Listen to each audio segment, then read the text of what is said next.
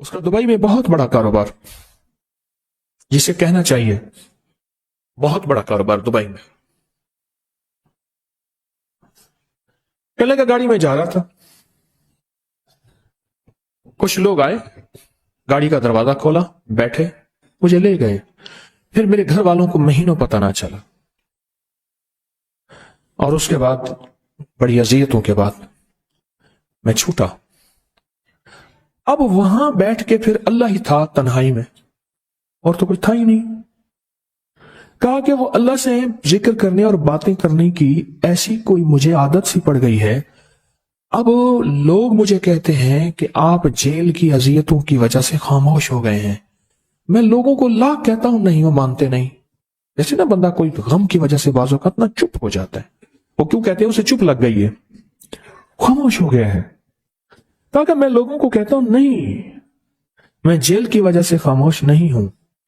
اس قید نے، اس جیل نے میرے اوپر جو آزمائش بھیجی ہے، اس قید نے اور جیل نے میرے اوپر جو آزمائش بھیجی ہے، اور میں پھر وہاں ذکر کا عادی بنا، دعاؤں کا عادی بنا، تسبیح کا عادی بنا، اعمال کا عادی بنا، اور وہ عادت سی پڑ گئی ہے.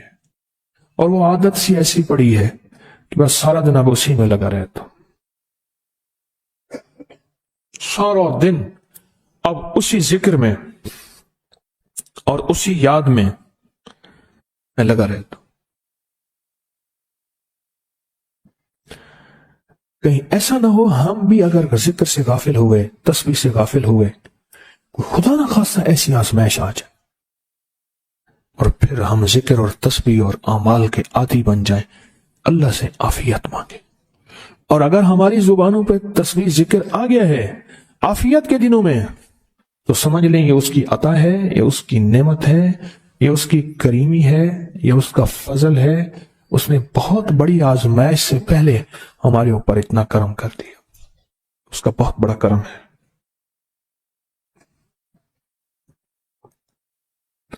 اس لیے اللہ جل شانہ کے حبیب کملی والے نے آزمائشوں سے پناہ مانگی ہے. اللہم انی اعوذ بک من جہد البلا. آزمائش، کوئی بلا آ جائے، ودرک الشقا، شقاوت میں میرا نام آئے، بدبختی میں، یہ بھی آزمائش ہے. وسوء القضاء، میرے لیے ایسے فیصلے ہونا شروع ہو جائیں جو مجھے برباد کر دیں، ایک کے بعد دوسرا میرے حق میں فیصلہ، میرے خلاف فیصلے سارے. وشماتۃ الاعداء، اور ایسا وقت میرے آزمائش نہ آئے کہ دشمن تالیاں بجائے، دشمن ہنسے اور میرا مذاق اڑائے. اس لیے میرے آقا نے، میرے حضور نے آزمائشوں سے پناہ مانگی ہے، عافیت مانگی ہے. اللہم انی اعوذ بک من زوال نعمتک، اللہ نعمت دی پھر اس کا زوال آ گیا. وتحول عافیت، عافیت دی اور تو نے چھین لیا. اللہم انی اعوذ بک من زوال نعمتک وتحول عافیتک وفجاءت نقمتک وجمیع سخطک. اے اللہ کو میرے اوپر ایسے حملے ہوں اور سختیاں میرے اوپر شروع ہوں، مولا میں اس سے پناہ مانگتا ہوں. میں مانگتا کیا ہوں؟ ربنا آتنا فی الدنیا حسنۃ، تو اس سے دنیا کا بہترین پیکج مانگتا ہوں. وفی الآخرۃ حسنۃ، تو اس سے آخرت کا بہترین پیکج، شاندار، لاجواب، بہترین. ہاں، آزمائشیں، مصیبتیں، تکلیفیں، حوادث، حادثات، ناکامیاں، بیماریاں، پریشانیاں، میں نہیں مانگتا مولا. اللہم انی اعوذ بک من الہم والحزن. ہم کہتے ہیں ٹینشن کو، انزائٹی کو، اسٹریس کو، ڈپریشن کو، اندر غم ہے باہر پتہ ہی نہیں، اس کو ہم کہتے ہیں. اور حزن کہتے ہیں جس میں ہائے ہائے ہو. اے اللہ میں تجھ سے اندر کا دکھ جو مجھے دیمک کی طرح کھائے، اور باہر کا دکھ جو مجھے تڑپائے، اندر کا دکھ کھائے اور باہر کا دکھ تڑپائے، اے اللہ میں اس سے پناہ مانگتا ہوں. ہم والحزن، عجز والکسل، ایسا کہ میں عاجز ہو جاؤں یا میرے پر سستی غالب ہو جائے. کتنے لوگ ایسے ہیں ان کے اوپر سستی غالب ہے. بہت بڑی مصیبت ہے زندگی کی. میرے آقا کملی والے نے اس سے پناہ مانگی. اللہ کے حبیب میرے آقا نے آزمائشوں سے پناہ مانگی. اللہم انی اعوذ بک من الفقر والکفر، اے میرا مولا مجھے کفر سے اور فقر سے بچا. فقر ایسا، غربت ایسی آئے کہ میرے ذہن میں ہر وقت لوگوں کی جیبوں پہ نظر ہو، ہر وقت لوگوں کی جیبوں پہ نظر ہو. یہ دو وقت میں ہوتا ہے، ذہن نشین رکھیے گا. اس فقیر کا تجربہ ہے، ایک جب طمع بڑھ جاتا ہے، لالچ بڑھ جاتی ہے، اس وقت لوگوں کی جیبوں پہ نظر ہوتی ہے. جب فقر بڑھ جاتا ہے، غربت اور تنگ دستی اور فقیری بڑھ جاتی ہے، پھر لوگوں کی جیبوں پہ نظر اس کی ہوتی ہے اور اللہ کے خزانوں پہ نظر نہیں ہوتی یا کم ہوتی. اے میرا مولا مجھے فقر سے بچا اور کفر سے بچا، کہ ایسا وقت نہ آئے میں اپنا دین بیچ بیٹھوں، اپنا ایمان بیچ بیٹھوں. ہمارے ایک مخلص تھے عبد الوحید سلیمانی صاحب رحمۃ اللہ علیہ، کہنے لگے انارکلی میں میرا ایک دوست تھا، تو میں اس دوست کے ساتھ زندگی گزری، پنجاب یونیورسٹی میں اکٹھے پڑھتے تھے. تو پھر پتہ چلا کہ وہ بہت مالدار ہو گیا. اسلام آباد کے ایک بہت بڑے سیکٹر میں گیا تو اس کا گھر دیکھا، گاڑیاں، بڑا گھر، اور یہاں اس کے پاس ایک پرانی سی پتلون ہوتی تھی اور غربت ہوتی تھی اور انارکلی کے کسی اوپر چبارے کے کسی کمرہ لیا ہوا تھا. تو میں نے اس کا نام لے کے پوچھا یہ کیا؟ اس نے ایسے سینے پہ ہاتھ رکھ کے کہا بس یہی بیچا ہے، اب باقی سب ٹھیک ہے، سینے پہ ایمان بیچا ہے، سب کچھ مل گیا. اللہ میرے پر وہ وقت نہ لا جب میرے اوپر فقر غالب آ جائے یا کفر آ جائے.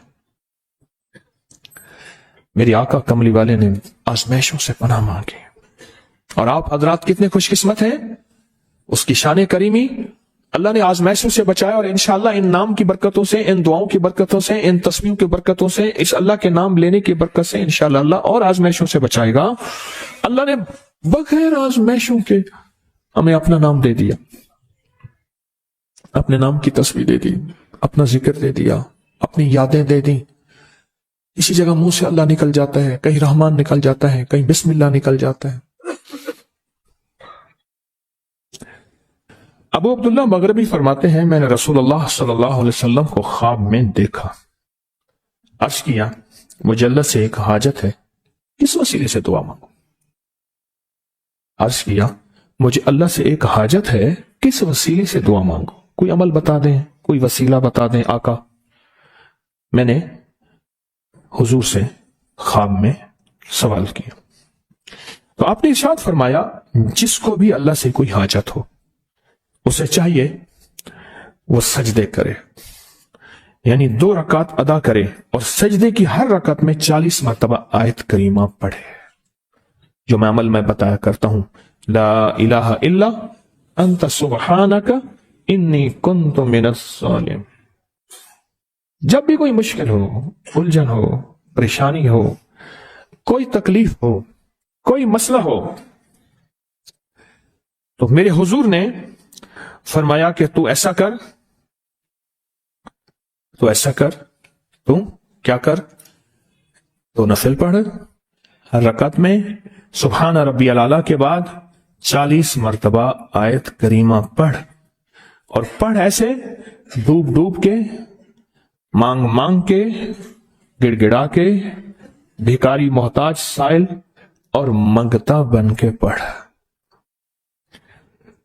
اور حدیث میں آیا کہ کوئی مصیبت زدہ اس کو نہیں پڑھتا جس کی مصیبت دور نہیں ہوتی. آیت کریمہ کو فرمایا کوئی مصیبت زدہ اگر پڑھ لے اس کی مصیبت دور ہوتی ہے. اور ایک اور حدیث میں ہے کہ کبھی ایسا نہیں ہوا کہ کسی مسلمان آدمی نے کسی چیز کے لیے اسے پڑھا ہو اور اس کی دعا قبول نہ ہوئی ہو.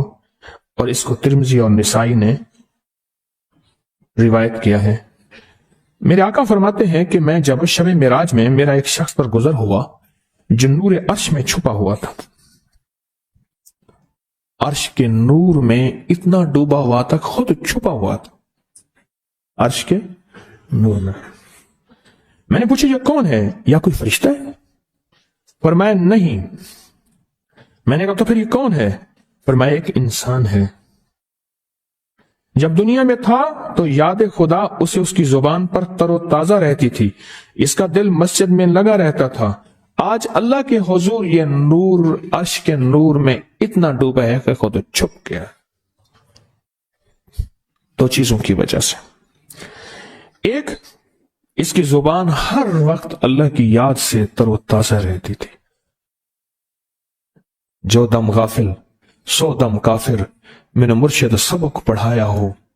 हुजूर कहते हैं मैं मुर्शिद के पास गया, मैंने कहा हजरत को नसीहत फरमा दें। फरमाया मेरी नसीहत यही है, जिस दम गाफिल होगा समझ ले वो दम तेरा काफिर है।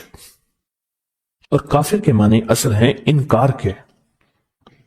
वो तेरा दम अल्लाह के साथ जुड़ा हुआ नहीं है। और मैं जिक्र करने वालों की मिसाल जिंदा की है और जिक्र ना करने वालों की मिसाल मुर्दा की है। हज़रत खालिद बिन वलीद ने फरमाया एक तरफ हजारों थे और फरमाया मुझे चंद दे दें। तो पूछा आपको चंद क्यों दें? कहा वो सारे मुर्दा हैं, वो कलमा पढ़ने वाले नहीं थे, वो सारे मुर्दा हैं। मुझे चंद कलमा पढ़ने वाले दे दें, ये सारे जिंदा हैं और ये गालिब आएंगे। और यही हुआ और ये कलमा पढ़ने वाले गालिब आ गए। आपने फरमाया कि गाफलों के दरमियान अल्लाह की याद में